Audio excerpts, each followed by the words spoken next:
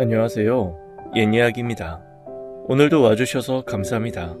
옛이야기 채널은 사연 읽어주는 남녀 채널에서 지금은 삭제되어 들을 수 없는 21년도에 소개해드린 사연 중 베스트 사연만 뽑아 다시 읽어드리는 채널입니다. 구독과 좋아요 부탁드리며 오늘의 사연 바로 시작하겠습니다. 완벽한 결혼을 했다고 자부했습니다. 그 어디에도 없는 착한 남자를 기다렸고 마침내 찾았으며 그를 내 남자로 만들었습니다. 금술도 좋아 아들, 딸을 낳았고 이제 그 아이들이 장성해 각자 자신의 위치에서 최선을 다하는 사회인으로 키워냈습니다. 하지만 그 모든 게 안개처럼 뿌얘졌습니다. 항상 자신 있고 명확했던 나의 비전이 흐려지고 무너져 내립니다. 제 결혼 이야기를 시작하기 전에 우선 제 부모님의 결혼 생활 이야기를 먼저 해야 할 것 같네요. 그분의 결혼 생활이 제 결혼 가치관에 큰 영향을 끼쳤으니까요. 저희 아버지는 명문대를 나와 일찍이 건설 사업을 하셨던 분입니다. 처음에는 집장사였죠. 한참 건설 붐이 불던 70년대 2층 양옥집들을 지어서 팔던 그런 집장사 말이죠. 처음에는 한 채, 두 채를 지어 팔았지만 나중에는 땅을 블록으로 사 10채, 20채의 집을 짓기 시작했어요. 그걸 바탕으로 아파트나 빌딩을 짓는 제대로 된 건설업을 시작하셨다더군요. 나이 30 초반에 그 정도의 성공은 아무리 70년대라도 쉽지 않은 거였죠. 당연히 여기저기서 매파들, 그러니까 중매쟁이들이 혼담을 찔렀던 모양입니다. 그렇게 선 자리로 만난 여성 중에 어머니도 있었다더군요. 어머니는 당시 명문 여자대학 영문과에 재학 중이었다더군요. 학교에서 매년 주최하는 메이킹 대회에 나가보라는 말을 들을 만큼 출중한 미모의 엄마는 아버지의 마음을 단번에 사로잡았고 두 사람은 짧은 연애 기간을 거쳐 결혼을 하게 됩니다. 아버지와의 결혼을 위해 엄마는 대학 졸업을 포기했답니다.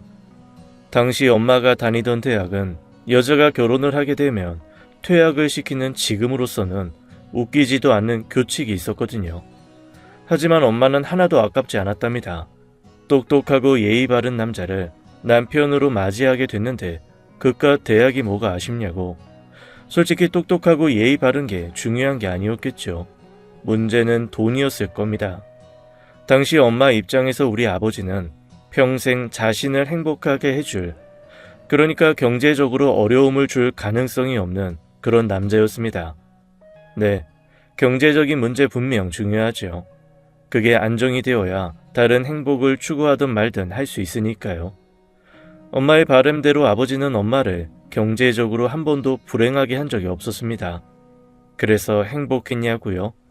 제가 아는 한으로 우리 엄마가 행복했던 적은 평생 없었습니다.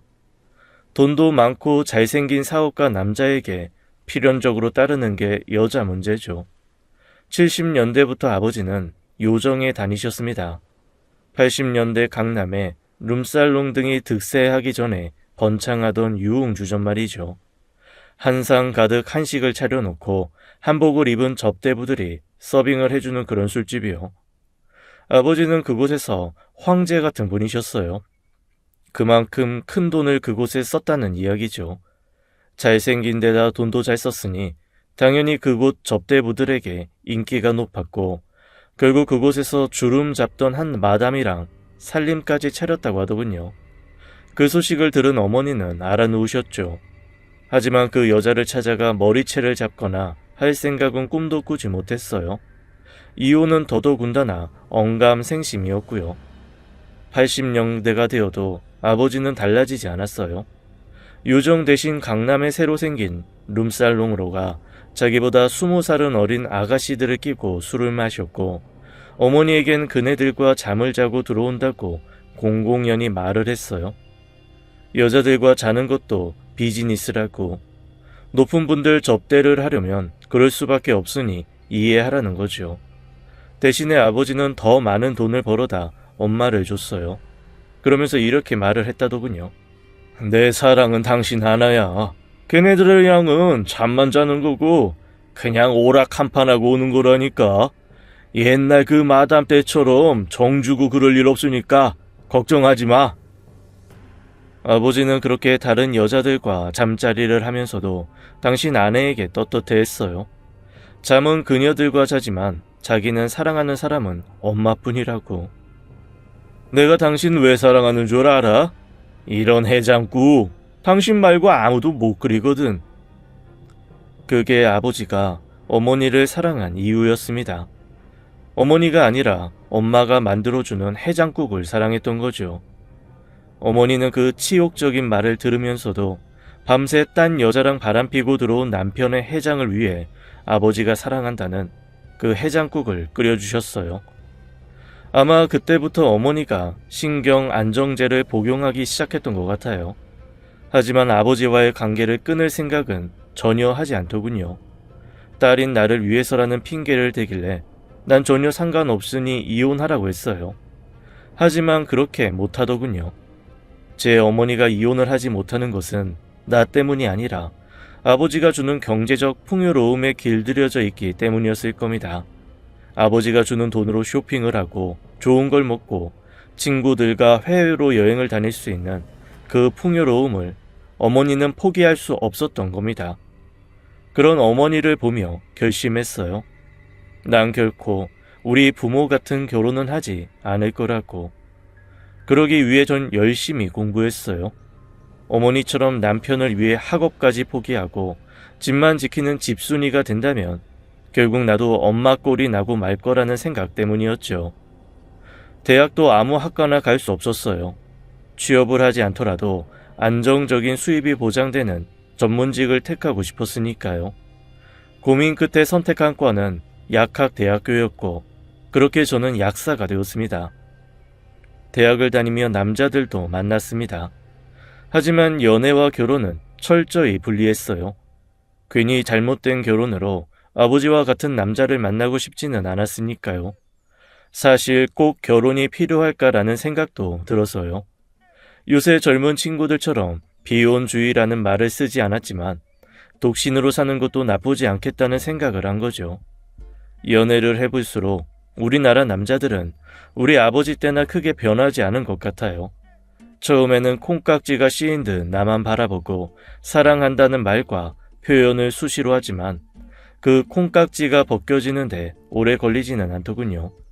날 보는 눈이 바뀌고 그 눈으로 다른 여자를 보며 한눈을 팔고 항상 내 말에 집중하던 사람이 이제 내가 조금만 길게 이야기를 하면 피곤하다며 하품을 하죠.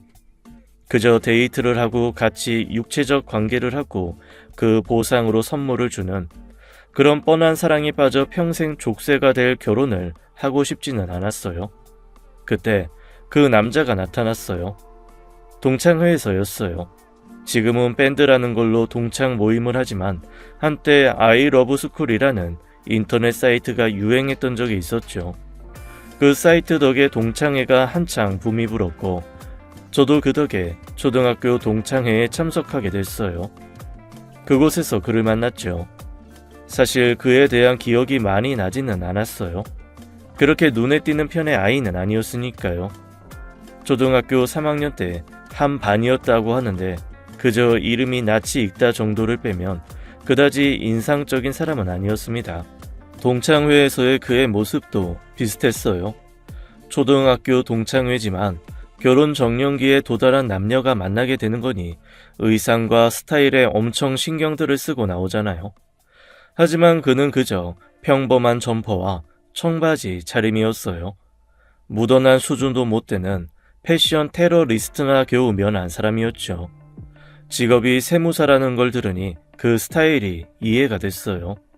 세무사가 안정적인 직업이기는 하지만 어딘지 골이 타보는 것처럼 보이는데 딱 거기에 맞는 사람이라고 할까요? 나에게 말을 걸더군요. 자기 기억하냐고. 글쎄, 이름은 들어본 것 같기는 한데 얼굴은 잘 모르겠네. 하긴 초등학교 때랑 지금이랑 내가 얼굴이 많이 변해서. 아, 그랬구나. 난 그와 앞으로 이뤄질 지루한 이야기를 미리 끊으려 했지만 그가 붙잡더군요. 그때 내 그림 좋다고 해준 거 고마워. 그 말에 전 발길을 멈췄습니다. 그제야 기억납니다. 5학년 때였나요? 문교부에서 주최한 사생대회에 학교 대표로 참석한 적이 있었어요. 그때 그도 대표로 뽑혔었죠. 저희는 한 고궁으로 가서 그곳 풍경을 그렸어요. 전 단청을 예쁘게 칠한 궁 외경과 그 옆 호수, 그리고 나무들을 그렸어요. 그쪽에서 그림을 그리는 게 구도도 좋은지 저 말고도 많은 학생들이 그곳에 자리를 차지하고 그림을 그리고 있었죠. 저는 커다란 도화지에 사비 연필로 데생을 하고 그 위에 수채화 물감으로 덧칠을 하며 그림을 그렸어요. 뭐 학교 대표로 대회에 나온 거니 그림을 못 그리는 편은 아니었지만 그렇다고 딱히 뛰어난 재능이 있지도 않았어요. 그냥 학교 벽에 걸려있는 흔하디 흔한 그림들, 딱 그 정도 수준의 그림을 그렸던 거죠. 거기 온 대부분의 아이들 그림도 그렇게 다들 비슷비슷한 수준이었어요. 뭐 애들 그림이 거기서 거기죠. 수채화 물감으로 표현할 수 있는 게 한계가 있기도 하고요. 그때 그의 그림을 봤어요. 그 애의 그림은 거기 온 많은 친구들과 전혀 달렸어요. 구도나 건물 형태도 단순히 똑같이 그리는 게 아니라 자신만의 느낌을 살려 변형을 했고 투명하게 그려야 한다는 수채화의 원칙도 과감히 깨서 마치 아크릴 물감으로 그린 것 같은 효과를 냈어요. 우리는 그저 학예회 수준의 그림을 그리고 있을 때 그 아이는 현대 미술이나 팝 아트에 가까운 그림을 그리고 있었던 거죠. 적어도 제 눈에는 그렇게 보였습니다. 하지만 그가 그림을 보고 저희를 통솔해서 갔던 미술 선생님은 화를 냈어요. 이게 뭐니? 넌 수채화를 어떻게 그리는 줄도 몰라? 내가 창피해서 네가 그린 그림은 작품 제출 안 할게. 그러면서 그가 그린 그림을 그냥 내팽개쳐 버렸었죠. 실망한 그 아이는 선생님이 버리다시피 한 자신의 그림을 그냥 놔두고는 발길을 돌리더군요. 그래서 저는 그 도화지를 챙겨 들고 그 아이에게 갔어요. 이거 가지고 가. 됐어. 선생님이 그림도 아니라는데. 아니야. 이 그림 정말 좋아. 그래? 선생님 말이 다 맞는 건 아니잖아. 네 그림 특별해. 그때 그 그림을 그렸던 아이가 지금 제 앞에 세무사가 되어서 서 있는 겁니다. 기억나. 난 네가 당연히 화가 나. 디자이너가 될 줄 알았는데. 먹고 살아야 되니까. 난 너야말로 미술할 줄 알았어. 순수 미술. 나도 먹고 살아야 되니까. 그 말을 하며 서로 배꼽을 잡고 웃었어요. 사실 예술적 재능이 있다 해도 그걸 살리기가 쉽지 않은 게 그 길이 험난하고 크게 성공하지 못하면 배를 골며 살기 쉽잖아요. 저희는 둘 다 예술을 좋아하지만 생계 걱정을 하면서까지 그 일을 하고 살 생각은 없는 평범한 사람들이었던 거죠. 그 웃음을 시작으로 저희는 가벼운 만남을 시작했어요. 만나보니 정말 많은 부분에서 저와 통했어요. 그리고 저를 끔찍히 아껴줬죠. 그는 오랫동안 저를 마음에 품었었나 봐요. 그저 자기 그림 하나 알아봐준 걸로 그러게 말이 되냐고 물으니 초등학교 시절 자신이 들은 가장 큰 칭찬이었다고 하더군요. 사실 이번 동창회에 나온 것도 바로 나를 볼 수 있지 않을까 하는 기대 때문이었다고 하더군요. 저도 그와의 만남이 싫지 않았어요. 하지만 그게 결혼이라면 완전히 다른 이야기죠. 앞에서 말씀드렸던 것처럼 전 아버지와의 불행한 결혼 생활 때문에 힘들어하는 엄마를 보고 자랐어요. 그러니 평생에 짝이 되는 반려자를 보는 기준은 엄격할 수밖에 없죠. 그럼에도 불구하고 시간이 지날수록 이 남자라면 혹시 라는 생각이 들더군요. 일단 전 그를 시험해 보기로 했어요.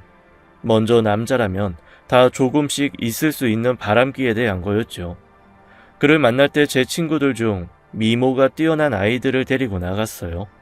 그리고 그들과 함께 술을 마시도록 했어요. 제가 자리를 비우면 제 친구들은 슬쩍슬쩍 그에게 추파를 던졌어요. 물론 제가 시킨 거였죠. 그리고 그의 반응을 나중에 친구들에게 물었어요. 야, 목석도 그런 목석이 없다. 내가 아까 악수하면서 손가락으로 슬쩍 바닥을 긁었거든. 바로 놀라 손 빼더니 지 손 닦더라. 뭐 믿을 만한 구석이 있는 남자라는 생각이 들더군요. 바람기가 없다는 건 일단 확인했지만 전 좀 더 완벽한 남자를 원했어요.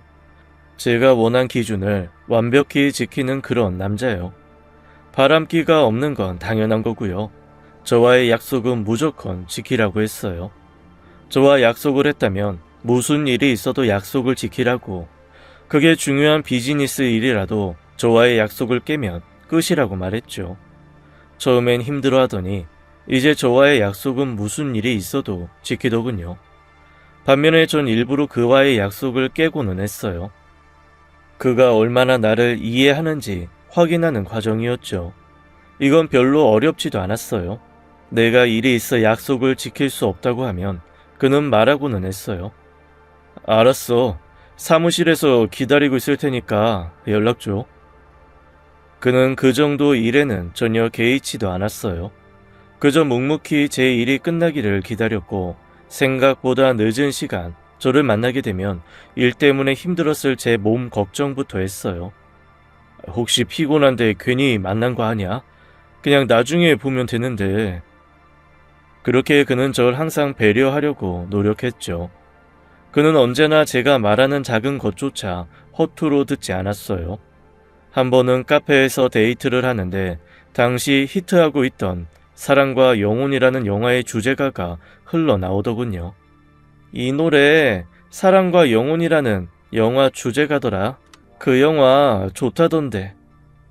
그냥 진짜 지나가는 말이었지만 그는 제가 한 말을 기억하고는 그 주말에 영화표를 사놨더군요. 지금이야 예약 시스템이 좋아 인터넷으로 예매를 하지만 그 당시에는 영화표를 사려면 직접 극장에 가야 했어요. 당시 사랑과 영혼은 극장 앞에 줄이 장사진이 쳐질 정도로 히트한 영화였고 전날 미리 표를 사는 그런 시스템도 없었으니 그는 아침 일찍 극장에 가 줄을 서 표를 사온 거죠. 점점 이 남자라면 남편으로 괜찮을 수도 있을 거라는 생각이 들었어요. 더 좋은 건 이 남자의 가정 환경이었죠. 그리 큰 부자는 아닌 평범한 가정이었지만 그의 아버지와 어머니 모두 신식 사고방식을 가진 분이셨어요. 아들에게 자신들을 모실 생각 같은 건 절대 하지 말라고, 며느리랑 같이 사는 거 불편해서 싫다고 대놓고 말을 하는 분이셨으니까요. 또 봐야 될 부분이 있었어요. 남자로서 성공에 대한 야망이 있느냐. 크게 돈을 벌거나 명예를 얻으려는 남자들의 특성은 가정을 등한시한다는 거예요. 그런 욕망의 남자들은 자기들끼리 모임을 만들고 서로를 끌어주며 성공으로 나아가죠. 그 모임이 이루어지는 곳은 100이면 100, 룸살롱 같은 유흥주점일 가능성이 커요. 성공에 대한 욕망이 크면 원래는 여자를 좋아하거나 바람기가 없어도 그런 술집에서 자주 화류계 여자들을 접하게 되고 결국 그녀들의 유혹에 넘어가게 되고 말죠. 자기는 꿈이 뭐야? 그런 거 있잖아. 되고 싶은 거. 글쎄, 난 그렇게 큰 욕심 없는데. 그냥 내 집 장만하고 사랑스러운 아이 있고 뭐 그럼 되는 거 아닌가? 뭐야, 남자가 너무 소박한 거 아니야? 그게 왜 소박해? 당신이랑 같이 사는 것만큼 성공한 게 있나? 뭐야, 이거 지금 나랑 결혼하자는 소리야? 그 말을 하는 그의 눈빛을 봤어요. 아무리 의심하고 의심해봐도 그의 눈에는 진심이 들어있었습니다. 저는 그때 확신했어요. 이 남자 날 배신하지 않을 거라고요. 결국 1991년 새해가 된 지 얼마 지나지 않아 그와 전 일산의 작은 아파트를 마련해 결혼을 했어요. 결혼 후에도 그는 저를 아끼고 사랑했어요. 물론 사람이니만큼 뜨거운 감정이 무뎌지기도 하죠. 거기까진 이해하지만 저 항상 그의 사랑을 확인하려고 애쓰는 편이었어요. 아마 아버지로부터 생긴 저의 못난 의심병 때문이었겠죠. 일단 전 항상 남편의 모든 일과를 알고 있었어요. 처음에는 내가 일일이 남편의 일정을 챙겼죠. 오늘 몇 시에 들어와요? 6시 퇴근하면 바로 올 거예요. 그런 식으로 항상 미리 그의 스케줄을 확인했어요. 단순하게 퇴근 시간만이 아니라 누굴 만나는지 무슨 일을 하는지도 자세히 물어봤어요. 저녁 약속 있어요. 아, 그래요? 누구랑요? 회사 대표 세무사님이랑요. 저희는 결혼을 하고 오히려 서로 존댓말을 썼어요.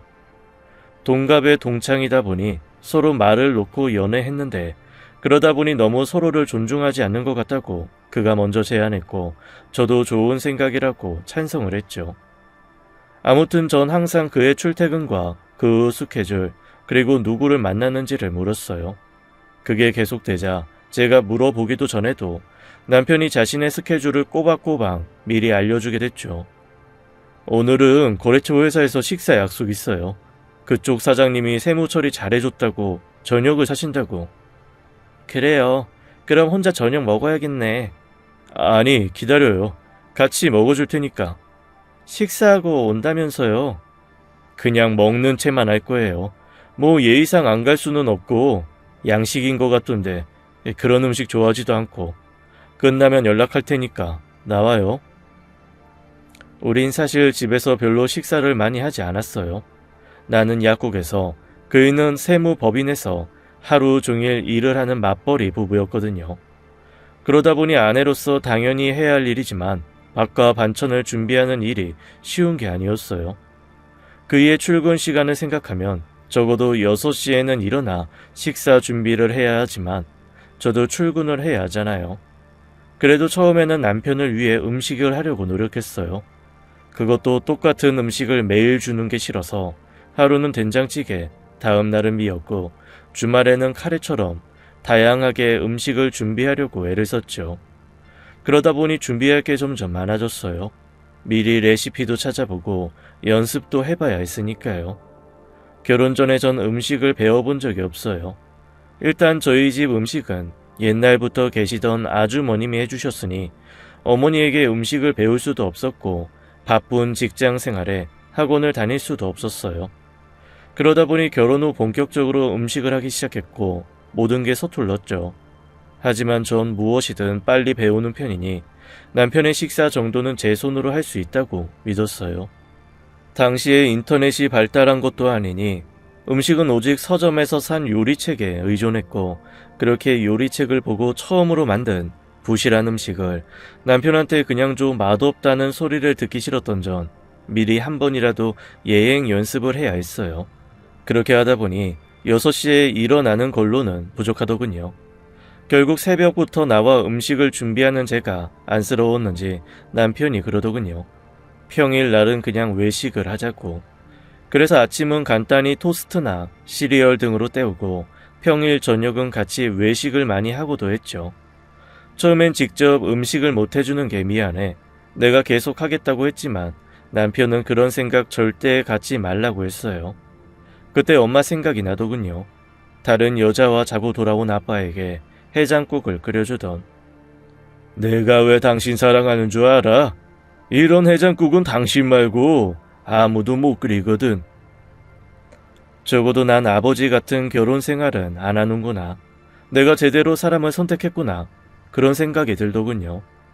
물론 우리 아버지 세대에 비해 남자들의 의식이 변한다고는 하지만 그래도 우리 남편은 더 남달랐어요. 그런 배려가 어디서 나오냐고 물으면 남편의 대답은 한결같았죠. 당신이 날 선택해준 게 내겐 기적이니까. 그래서 평생 고마워하면서 살 거니까. 그의 눈에 어린 시절 저는 감히 쳐다보지도 못할 친구였다네요. 겨우 방 2칸짜리 연립주택에 살던 그의 눈에는 기사가 태워주는 자가용에서 내리는 제가 공주님처럼 보였다더군요. 거기다 항상 학급에서 여자임에도 불구하고 반장을 하고 하는 당찬 모습이 각인되어 있었다더군요. 그러던 나를 동창에서 보고 얼마나 좋았는지 몰랐답니다. 더군다나 거기서 인연으로 따로 만나는 관계로까지 발전한 것도 기적이라고 생각했대요. 왜냐면 그날 동창회에 참석한 다른 많은 남학생들도 나를 노리고 있었다더군요. 다들 학벌도 좋고 집안도 좋은 놈들이라 감히 자신과는 경쟁도 되지 않을 것이라 생각했는데 이렇게 결혼까지 했으니 기적이 아니겠냐고요. 당신이 나랑 결혼한 이유 잘 알고 있어. 당신 어머님이 겪은 고통, 당신에게 절대로 겪게 하지 않을게. 그는 자신이 한 약속을 지키며 살려고 노력했어요. 아니, 바람이 문제가 아니라 항상 절 공주처럼 떠받들어줬죠. 부부 생활의 중심은 항상 나한테 있었으니까요. 아이들이 둘이나 생겼지만 남편에게는 언제나 내가 우선이었죠. 그렇게 20여 년을 나에게 충실했던 남편이 얼마 전 교통사고로 사망하고 말았습니다. 항상 안전운전이 몸에 밴 그이는 그날도 안전운전을 하고 있었지만 신호를 무시하고 달려오는 덤프트럭을 피할 수는 없었어요. 경찰에게 연락을 받고 병원으로 달려갔을 때는 그이는 이미 싸늘한 시체로 변해 있었어요. 갑작스런 남편의 죽음에 충격을 받은 전 아무것도 할 수가 없더군요. 평소 아무리 힘든 일에도 의연했던 저였지만 남편의 죽음을 받아들이는 것은 쉬운 일이 아니었어요. 사고로 죽은 남편의 시신을 인도받고 사망 신고를 하고 그리고 장례 절차와 화장까지 죽은 사람을 위해 해야 할 일이 그리도 많은 줄 그때 처음 알았죠.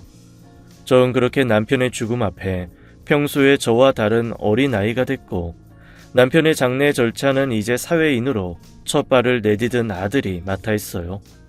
그렇게 남편의 영정 앞에 멍하니 앉아 있을 때 그 여자가 찾아왔어요. 누구시죠? 평소 아는 얼굴이 아니기에 그 여자에게 물었죠. 하지만 여자는 아무런 대답도 하지 않더니 남편의 영정 앞에 철퍼덕 주저앉더군요. 그리고는 곧 서럽게 울기 시작하는 겁니다. 마치 자기 남편이라도 죽었다는 듯이 통곡하는 그녀가 전 의아했습니다. 하지만 남들의 시선도 있고 전 한동안 우는 그녀를 그곳에 놔둘 수밖에 없었습니다. 하지만 이미 제 머릿속은 그녀와 내 남편이 무슨 관계였는지 온갖 상상을 하고 있었어요. 한참을 울던 그녀는 자리에서 일어났고 전 뭐에 홀리듯 그녀를 따라 나섰습니다. 눈물을 훌쩍이며 택시를 잡으려는 그녀를 전 다짜고짜 잡아세웠어요. 누구시죠? 누군데 남의 남편 영정 앞에서 그렇게 우시는 건가요?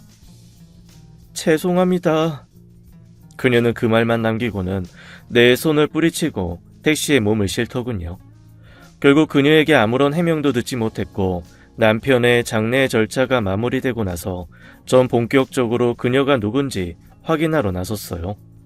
실마리는 죽은 남편의 통화 기록에 있었죠. 전화기에 이름이 저장이 되어 있지는 않지만 유난히 많은 통화 기록이 있었죠. 전화 기록은 전화기를 구매한 날부터 현재까지 2년이 넘게 이어져 오고 있고요.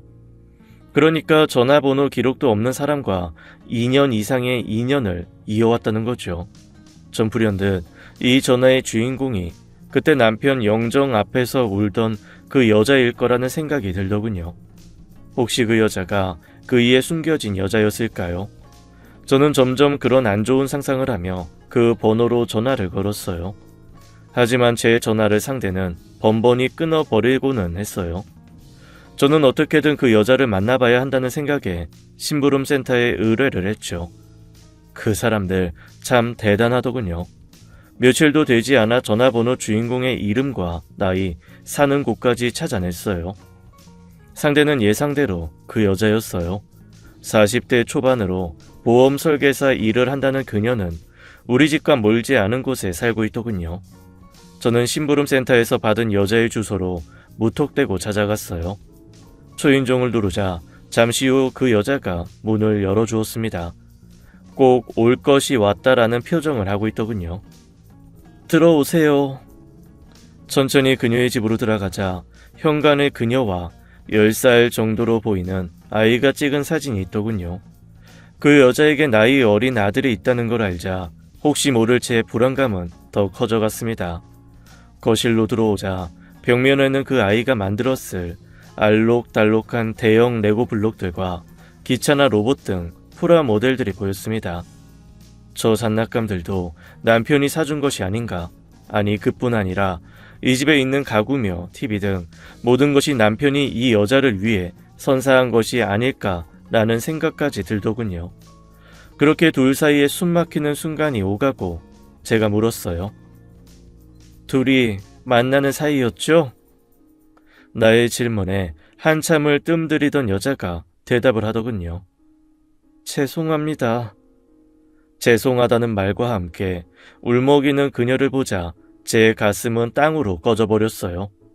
이것으로 내 20여 년간의 완벽한 결혼 생활은 실패로 귀결되는 거였습니다. 가장 화가 나는 건 나이가 나보다 어린다는 걸 제외하면 지금 내 앞에서 눈물을 글썽이는 상간녀가 미모든 몸매든 전혀 돋보이지 않는 그저 그런 아줌마였다는 거였죠. 이런 여자가 뭐라고 바람을 피운 건지. 만약 그가 살아있었다면 남들이 하듯 두 연놈의 머리카락이라도 움켜쥐고 흔들어대겠지만 남편은 이미 불귀의 객이 되어 있고 상간녀라는 여자는 내 앞에서 울고 있습니다. 도대체 내 억울함을 어떻게 풀어야 하는 겁니까? 전 최대한 자제하면서 아이에 대해 물었습니다. 그 아이 혹시 남편 아이인가요? 아니요. 제 남편과 사이에 낳은 아이예요. 남편의 아이가 아니라는 것에 안도했지만 남편이 있는 사람이 바람을 피워 하는 생각에 제 분노 게이지가 또다시 최대치로 상승하더군요. 남편도 있는 사람이 바람을 피운 거예요? 당장 남편 연락처 내놔요. 그게... 당신이 바람 피운 거 당신 남편도 알아야 되잖아요. 안 돼요, 그건. 뭐가 안 돼요? 연락처 내놔요, 어서. 그 사람 죽었어요. 몇 년 전에. 그녀의 대답은 충격적이었습니다. 그녀의 남편은 조그마하게 사업을 했는데 하던 사업이 부도를 맞고 재기가 불가능하게 되자 그만 스스로 세상을 떠났다는 겁니다. 그때 세무 문제로 우리 남편을 처음 만났다더군요. 공교롭게도 우리 남편이 죽은 그녀의 남편이 운영하던 회사의 세무사였답니다. 남편이 죽은 후 제가 회사를 정리해야 했어요. 뭐 그래봐야 빚잔치였지만 사업에 대해 아무것도 모르는 제가 할 수 있는 일이 아니잖아요. 그때 그 일을 도와준 분이 세무사님이셨어요. 그녀는 그 일로 제 남편에게 의지를 할 수밖에 없었다고 했습니다. 그게 너무 고마웠고 그걸 보답하려고 남편의 세무사 사무실로 음식을 해 보냈다더군요. 음식을 보내줘 고맙다고 연락이 왔어요. 남편분이 그러더라고요. 어떻게 그렇게 음식을 잘하세요? 정말 깜짝 놀랐습니다. 잘하긴요. 그냥 주부니까 하다 보니 는 거죠. 혹시 드시고 싶은 음식 있으세요? 말씀만 하세요. 제가 해드릴 테니까. 그때부터 남편은 그 여자에게 음식을 부탁하기 시작했답니다. 결국 그녀의 음식 솜씨가 우리 남편을 사로잡은 매력이었던 거죠. 전 그 사연을 듣자 더 억울했습니다. 남편은 맞벌이하는 절 배려해서 저보고 음식을 하지 말라고 했었어요. 그렇게 얘기하지만 않았으면 저도 충분히 저 여자만큼 요리할 자신도 있었고요. 겨우 요리 때문에, 당신 음식 솜씨 때문에 내 남자가 넘어갔다는 거예요? 아니요. 그런 거 아니었어요. 그분에게 당신은 언제나 여신이었어요. 지금 날 놀립니까? 날 여신으로 생각한다면서 당신하고 자요? 아니요. 그런 일 없었어요. 그분하고 전 육체적인 관계를 가진 적 없어요. 전 그러고 싶었지만 그분은 제 유혹에 넘어오지 않았어요. 그럼 겨우 둘이 만나 밥만 먹었다는 거예요? 아니요. 단지 그것만은 아니에요. 그럼 뭐예요? 세무사님은 휴식이 필요했던 거예요. 휴식이라뇨? 여신이랑 살기 위해 지켜야 할 수많은 규칙으로부터의 자유로움이요. 전 제 남편이 제가 정한 결혼 생활의 규칙들을 기꺼이 지켜나가는 줄 알았습니다. 자신의 모든 스케줄을 보고하고 자신의 기분보다 내 기분을 먼저 챙기고 그런 그이의 배려가 전 당연한 줄 알았지만 모든 것이 아내인 나 중심으로 돌아가는 결혼 생활 동안 그의 속은 조금씩 지쳐갔었답니다. 생각해보세요. 결혼 생활 내내 남편분이 하고 싶은 일을 하게 해줬는지 하찮은 작은 취미조차요. 그녀의 말이 제 뒤통수를 때립니다. 그리고 보니 전 한 번도 남편이 뭔가 배우거나 해보겠다는 일을 허락해 준 적이 없었습니다. 어느 날 친구들과 골프를 배우겠다는 말에 우리 아버지가 골프를 핑계로 주말마다 나가 마담들이라는 여자와 골프를 치고 외박을 하던 생각이 나 아예 레슨조차 받지 못하게 했습니다. 불륜의 온상이라는 등산 역시 당연히 못하게 했습니다. 당신도 등산 같이 다니면 안 될까? 나 일주일 내내 약국에서 시달려. 주말엔 좀 쉬어야지 뭐하러 힘을 빼. 그딴 얘기 다시는 하지 마. 내가 밖으로 도는 취미를 못하게 하자 그는 레고 블럭을 사오더군요. 집에서 할 수 있는 취미를 해보겠다고요. 하지만 전 그것도 못하게 했습니다. 나이 먹은 어른이 방 안에 혼자 틀어박혀 레고 블럭을 조립하는 꼴이 보기 싫었거든요. 여기 있는 레고 블럭들 세무사님이 우리 아들 데리고 같이 만든 거예요? 그거 만들면서 얼마나 좋아하던지. 세무사님은 여기 오셔서 가끔 답답했던 숨을 쉬신 것뿐이에요. 내가 그를 그 정도로 힘들게 했다는 거예요? 너무 힘들었대요. 하지만 그 힘들어하는 모습조차 보이기 싫어하셨어요. 사모님이 서운해할까봐. 이제야 깨달았습니다. 결혼 생활 동안 지속된 그의 나에 대한 배려가 결국 쉽게 이루어진 것이 아니라 그의 한없는 인내에서 나왔다는 걸. 그리고 그것도 모르고 난 그의 희생들을 당연한 것으로, 아니 희생이라는 것조차 모르고 살아왔다는 걸. 결국 전 더 이상 그곳에 머물지 못하고 집으로 돌아왔습니다. 전 집에 와서도 남편에 대해 생각해봤어요. 나 때문에 참고 살고 그것이 힘들다는 말을 왜 한 번도 나한테 하지 않았을까요? 생각해보니 그는 항상 그런 말을 한 거였습니다. 동창 모임인데 다른 친구들은 부인을 데리고 온다네. 하루 종일 남편 돈 자랑만 하는 그 여자들? 나 안 가. 시간 아까워. 이런 식으로 정말 미안한 듯 말하는 그의 완곡한 부탁들을 전 철저히 외면했던 겁니다. 결국 제 결혼 생활의 문제는 저에게 있던 겁니다. 부모님의 잘못된 결혼 생활을 나만은 절대로 반복하지 않겠다는 나의 강박이 불쌍한 제 남편의 숨통을 조였던 겁니다. 회왕과 후회가 밀려오지만 이미 남편은 죽었고 되돌릴 길이 없네요. 제가 오늘 이렇게 긴 사연을 이야기한 것은 혹시 저와 같은 경우가 될 수도 있는 분들이 있지 않나 하는 걱정 때문입니다. 스스로를 위한 기준이 부부의 기준이 되는 줄 착각하고 배우자를 복종시키는 분들이요. 그런 일방적인 부부 생활 때문에 상대방은 속이 썩어 들어가고 있을 수도 있습니다. 그렇게 되면 저처럼 돌이킬 수 없는 후회를 할 수도 있습니다. 제발 여러분의 남편, 여러분의 아내 입장에서 서서 생각을 해보세요. 그렇게 마음을 열고 배려의 마음으로 배우자를 보기 시작한다면 새로운 부부 생활의 길이 열릴 겁니다. 그럼 이만 줄이겠습니다. 지금까지 옛이야기였습니다. 끝까지 함께 해주신 여러분 감사드리며 저희는 다음 사연으로 돌아올게요. 감사합니다.